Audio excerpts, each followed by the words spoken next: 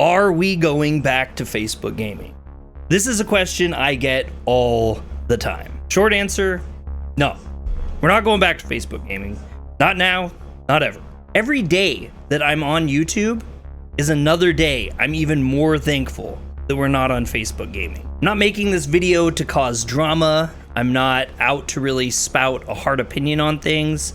I'm making this video so that you guys know that we're not going back to Facebook. We do not plan on going back to Facebook, and we will never go back to Facebook. Now, it's not that I hate the platform. I don't hate Facebook. There's a lot of things about Facebook that I can see why people like it and enjoy it. In fact, because it's tied to a social network, it actually has some of the best social networking tools that they provide to you to keep in touch with your community. And it was something that I really, really like, and it's the only thing that I miss. At the end of the day, there was really a couple very specific reasons why we left. We probably would have left Facebook a lot longer if it wasn't for the fact that it was, well, to put it bluntly, it was basically the same as a bad relationship. If you ever had a really terrible relationship, you know that one of the definite things that happens is you have someone that kind of just drags you along. They give you a little bit of attention, a little bit of interest to keep you continuing with the relationship and telling yourself it'll get better, it'll get better. And then it just goes back to being crap again. And after a while, right when you're about to give up, right when everything seems absolutely hopeless, you'll get another batch of attention from the platform. And that's why you don't leave, because you always feel like you're right on the cusp of blowing up to that next level. For over a year and a half, we did this. We watched our metrics drop, and we watched our metrics raise, and we watched some really huge things happen, and we watched some really terrible things happen.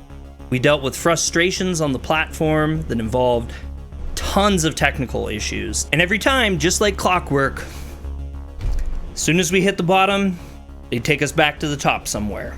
The thing was, though, after a year and a half, I looked at what we were doing and what we have accomplished, and while we had a pretty great community of people, it was a small group, but it was a great group. After a while, it just seemed kind of crazy, like we were just being strung along. It didn't seem to matter what we did, what we tried, everything just seemed to fall flat at some point or another. There was huge game releases that we were so excited to get into, so excited to play, and so excited to share people. And then the games would come out, and they weren't even taggable. And if a game's not taggable on Facebook, no one's gonna see it. We became frustrated to no ends, and we tried not to let our viewers see it. We tried as much as we could to just put on that happy face and just go live. And if our metrics weren't good enough, we just needed to go live longer. And we did that, and we had the same results. We just kept telling ourselves it would get better. But it didn't get better. We saw less and less people notified when we were going live. We saw people that would only come in for extremely specific reasons, like when we were giving something away. We saw people who would only come in just to support us because we've supported them. You'd come in for a few seconds, it'd be gone again. Unless there was some sort of metric that they had to stay on for a little bit to get that entry to the giveaway.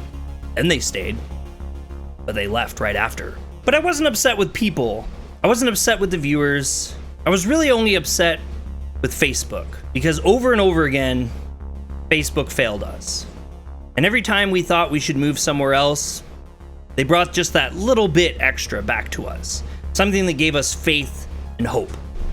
But after a year and a half, we literally realized that we were only reaching a certain point and then falling down below it and then going back to that exact same point over and over and over. So after a while, we started testing our content out on other platforms.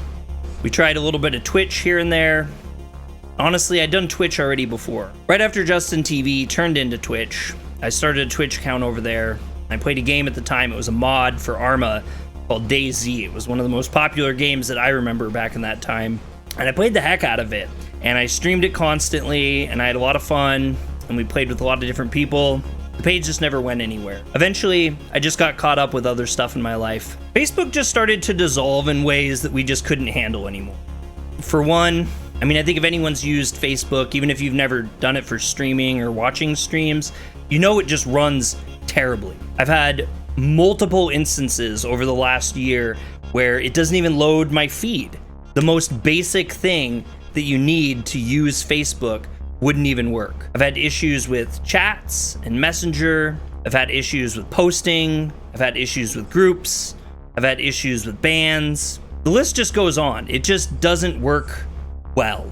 In fact, I'm still really frustrated. I have a number of friends that I still support on the platform, and I will continue to support them, but it's so hard. It makes it so hard for me as a viewer to support my friends who I enjoy on that platform, because just normal things that should work fine don't work. I'll type sometimes, I'll type something out, and it'll just freeze the chat, and I won't see anything else anyone's saying. It's really hard to engage.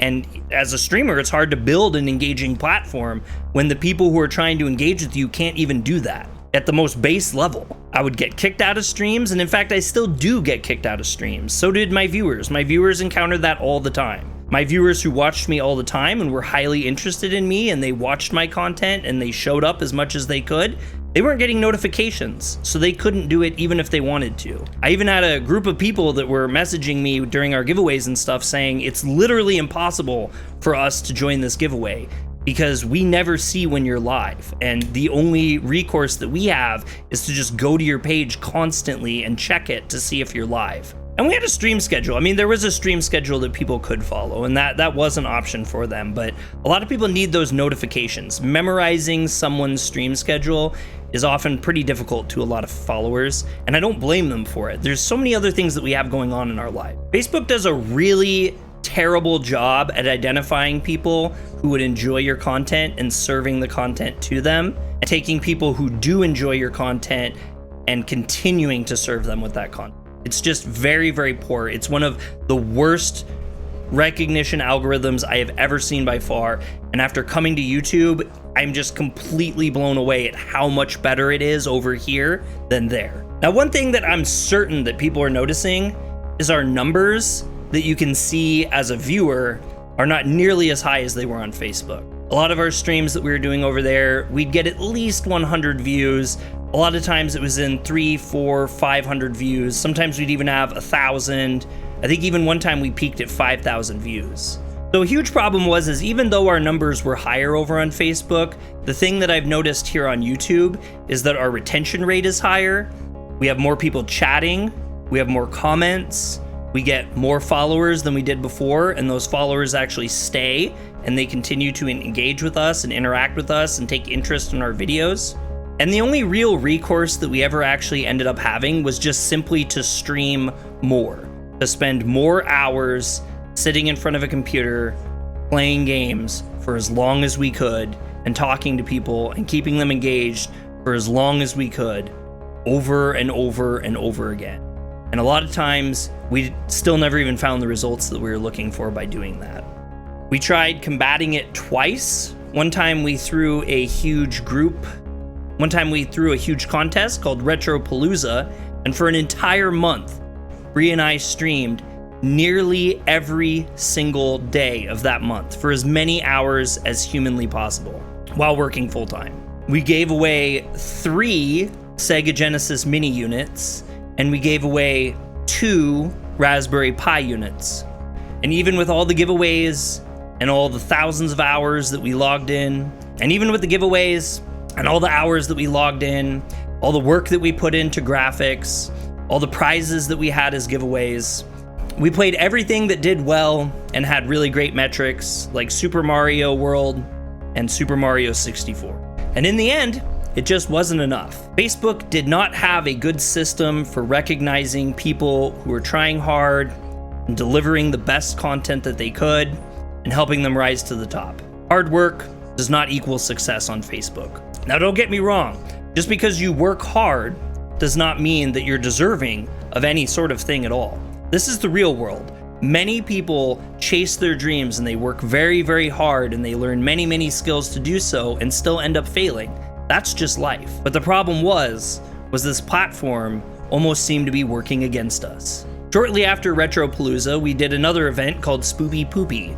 I spent hundreds of hours learning After Effects and made a huge amount of custom designs and effects and different things that people would see when they entered the stream to try to make it the absolute most professional performance that we could possibly give. We played games that were extremely interesting.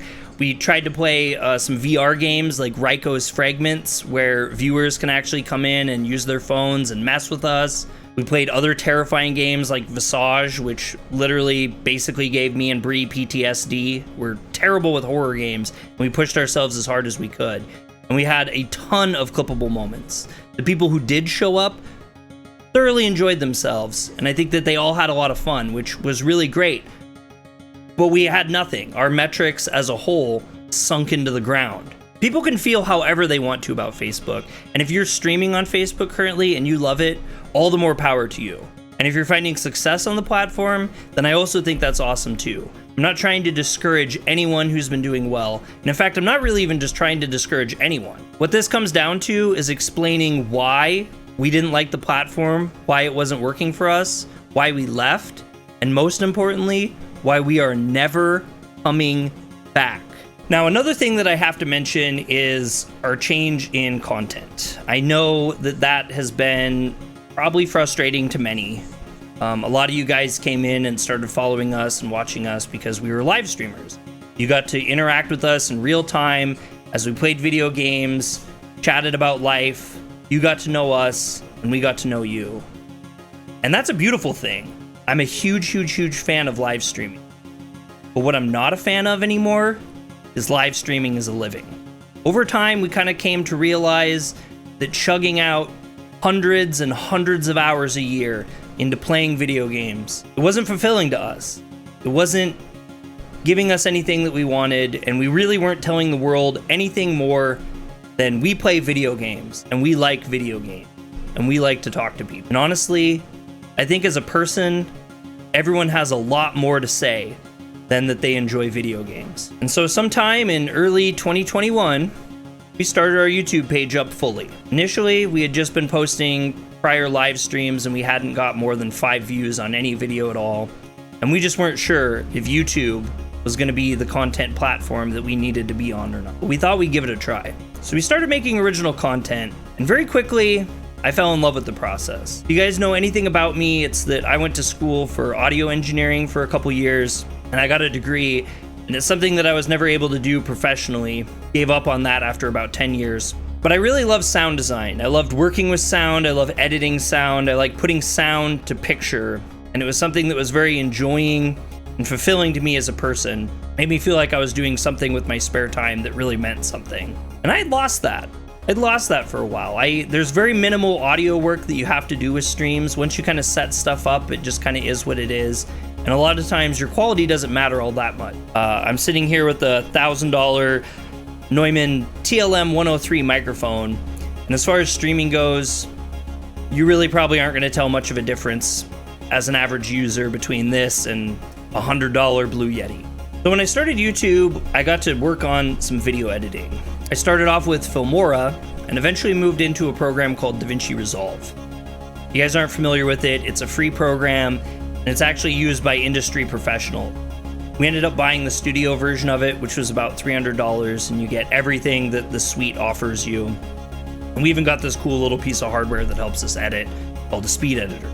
Initially, it was an extremely daunting task. I think any of you guys know that came over from Facebook, we were pretty slow on getting content out originally. It was very difficult, and we had a very hard time trying to figure out what our schedule might be and how we could get videos out to match that schedule. We're still not there yet, but I've gotten a lot better at video editing, and the more that I do video editing, the more I find commonalities between video editing and audio editing that I used to do, and I've once again felt more fulfilled in the craft that I'm doing. I also feel like I'm able to speak my opinion more clearly and have more eyes on my content and what I'm interested in, and engage in some really interesting and exciting commentary with others. Now, obviously, we haven't completely given up on live streaming. You guys still do see us live streaming. We just do it much less.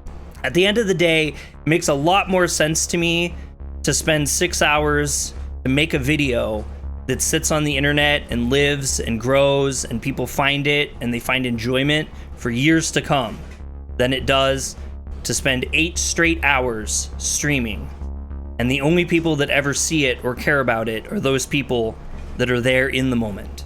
But I do think live streaming is very important. It's exciting to be able to interact with you guys in that way. It's a unique way to interact with you guys.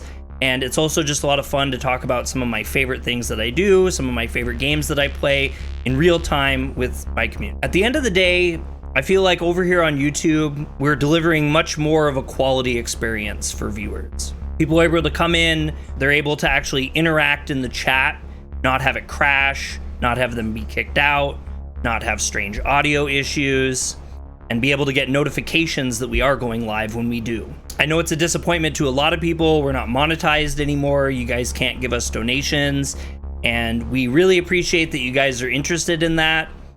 But unfortunately, it's just something that we're going to have to work towards for now. The metrics on YouTube are much, much harder to get into to start making money off of it. But when they do, it really means that you've built a community that's going to be successful for you to earn somewhat of a living on. So we're here. We're on YouTube. We're staying. We're not going anywhere, and we never will. This is the content platform that we've chosen, and we're not leaving it. We're going to stick through it. And it may take us a couple years to get somewhere with it, but we're okay with that because both of us, both myself and Bree, enjoy the content that we're producing, and we really enjoy the workload and the scheduling with our life in comparative to live streaming. We both feel like YouTube offers us much more quality, more creative opportunities, more abilities to offer a stable streaming platform for our viewers to watch us on, and we feel really, really good about it. And we're really sorry for anyone who doesn't feel the same way. We feel terrible for the people who miss us over there, but we're not coming back, guys. We are not returning. That's just how it is. I want to thank everyone who came over from Facebook and all of our new followers for coming in and checking us out. You guys are super awesome. We appreciate everything that you guys have done for us, and we do look forward to continuing our relationships with you into the future. Personally, I feel like we have a lot of really great and a lot of really exciting things ahead of us, and we will for many years to come. So we hope that you enjoy us enough to stick around. Hit that like button to help us out. And if you haven't already, hit subscribe. It also helps us out and gets us a little closer to those metrics of monetization. I'm Dre with Yokoso Otaku. Catch you guys on the next one.